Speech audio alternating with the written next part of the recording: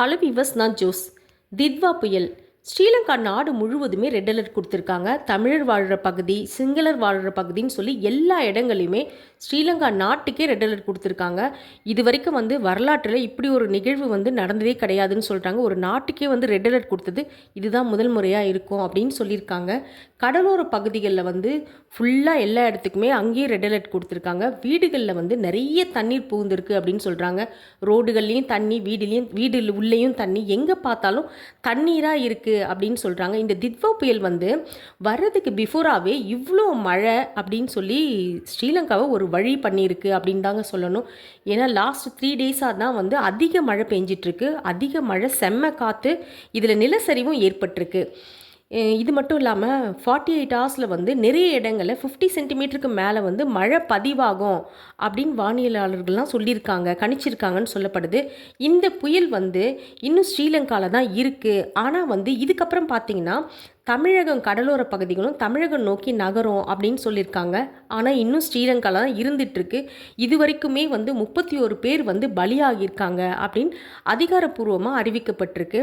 இதில் 100 பேர் 100 பேருக்கும் மேலே காணுன்றதே ரொம்ப அதிர்ச்சியாக இருக்குது அப்படின்னு சொல்லியிருக்காங்க. ஏன்னா 31 பேர் இறந்துருக்காங்க, அதுக்கு மேலே 100 பேருக்கு மேலே காணோன்றது எல்லாருக்குமே ரொம்ப அதிர்ச்சி அளிக்குதுன்னு தான் சொல்லணும். நிறைய இடங்களில் நிலச்சரிவு, இந்த நிலச்சரிவில் சிக்கி 26 பேர் வரைக்கும் பலியாயிருக்காங்க.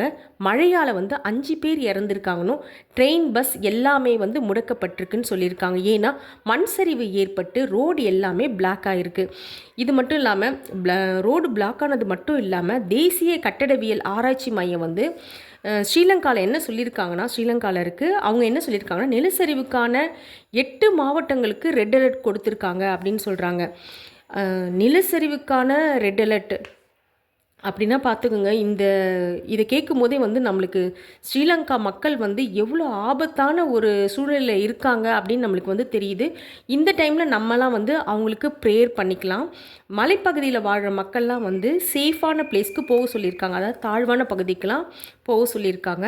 இது மட்டும் இல்லாமல் முல்லைத்தீவு, அலம்பல், செட்டிபுலா இந்த இடங்கள்லாம் அதிகமான மழை பெஞ்சிருக்கு அப்படின்னு சொல்லியிருக்காங்க.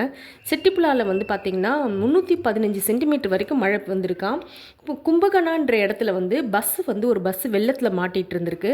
அந்த பஸ்ஸில் இருந்த 23 பேசஞ்சர்ஸ் கிட்டத்தட்ட 4 மணி நேரம் போராட்டத்துக்கு அப்புறம் அவங்கள பத்திரமா மீட்டிருக்காங்க அப்படின்னு சொல்லப்பட்டிருக்கு.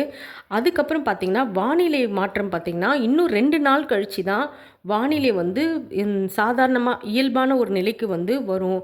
அது வரைக்கும் 2 டேஸ்க்கு மழை இருந்துட்டு தான் இருக்கும் அப்படின்னு சொல்லியிருக்காங்க. நிறைய இடத்துல ஸ்ரீலங்காவில் பவர் கட் ஆகிருக்கு அப்படின்னு சொல்கிறாங்க. இராணுவ மீட்பு குழுவும் உள்ளே இறங்கியிருக்காங்க. ஏன்னா பாதிக்கப்பட்ட மக்களுக்கு உதவி செஞ்சு அவங்களெல்லாம் மீட்டிருக்காங்க அப்படின்னு சொல்லியிருக்காங்க. நம்ம ஸ்ரீலங்கா மக்களுக்காக எல்லாருமே ப்ரேயர் பண்ணிக்கலாம். நெக்ஸ்ட் வீடியோவில் பார்க்குறேன். பாய்.